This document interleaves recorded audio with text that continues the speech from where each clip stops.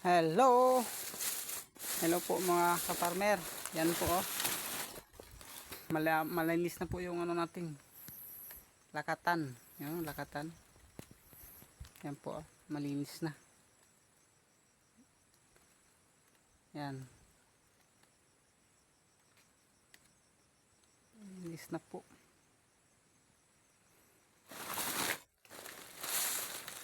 Pagod din. Ano? Tataba pa naman sila. Hindi ko na kasi ito na si kaso mga kaparmer kay bihira ko mapuntahan ito.